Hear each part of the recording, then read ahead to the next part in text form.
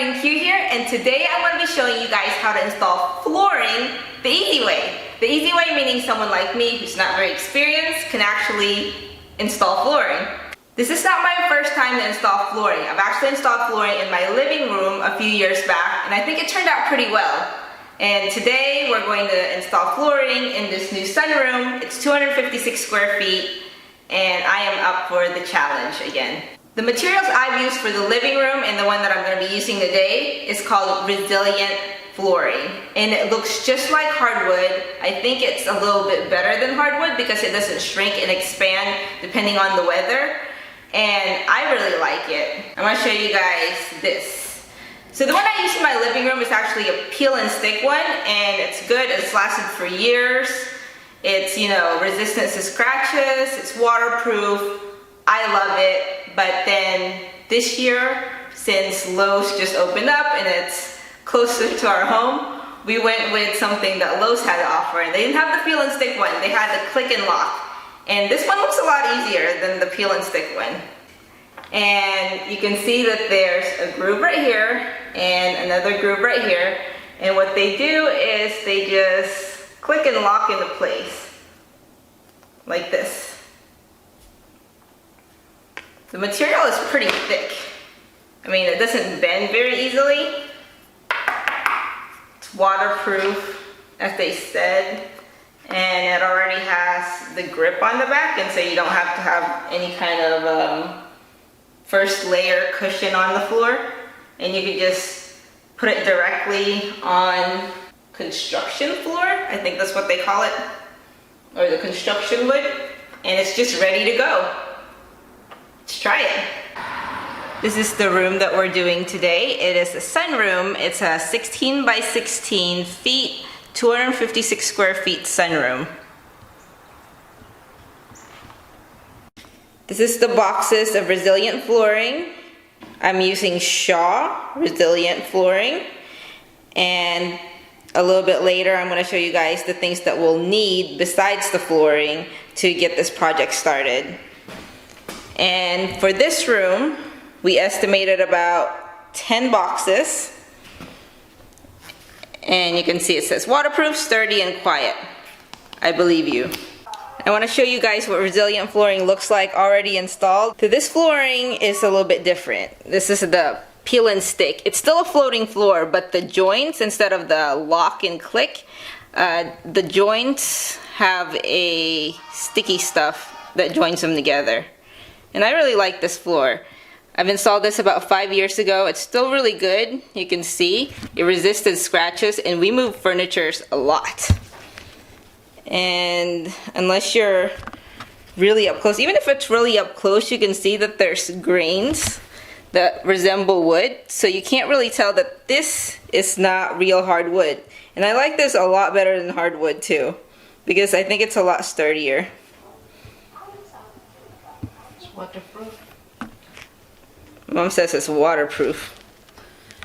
What else? It's waterproof. What do you like about this flooring? Scratch resistance. And dirt resistance. Here's what we'll need for the project. We'll need a box cutter, some industrial scissors. I believe these are scissors. A ruler. A pen, and we always need pliers, and resilient flooring of your choice. In our case, we chose this resilient flooring, and we have 10 boxes to fill up 256 square feet.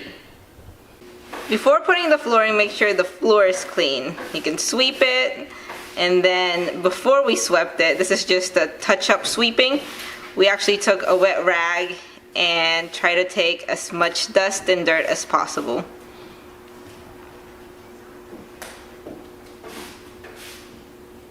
We're going to start in this corner, and I forgot to mention and add that you probably need a measuring tape too, or if you don't have a measuring tape, a ruler that I said in the beginning would be good. But the measuring tape, we're going to measure how big this plank is, and it is 48. So 48 divided by 2, 24. Yeah. So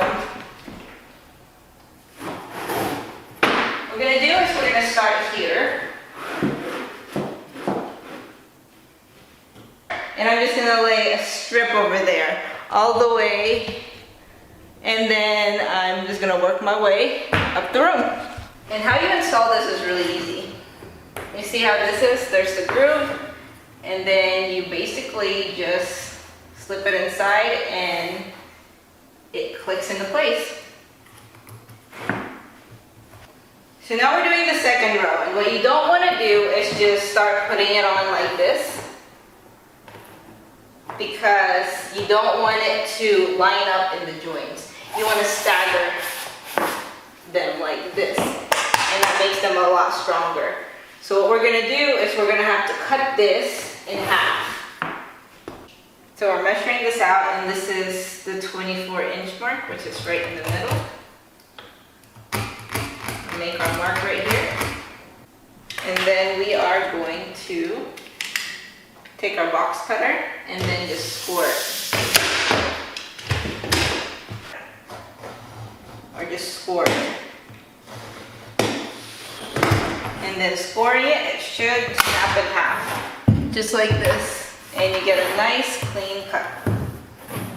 Just like that. Pop it in place. Just like this. Then take the second plate. Check this out. Looking good.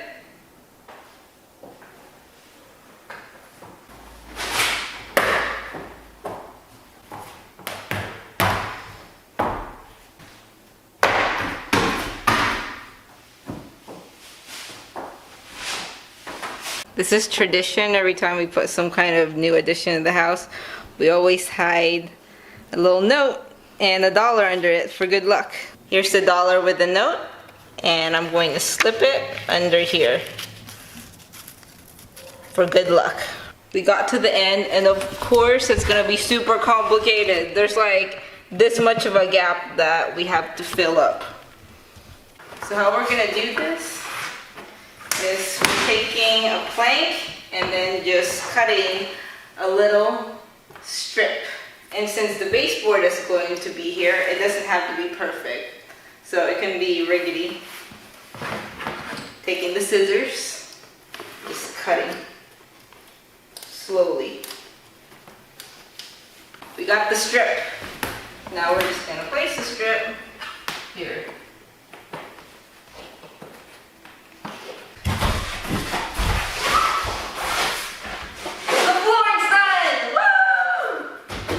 Here's the finished flooring with the baseboard. The baseboard covered up the one that we cut with scissors, and it was all jaggedy. You can't tell anymore because the baseboard covered it up. I think the flooring looks really good. Here's the finished sunroom with furnitures.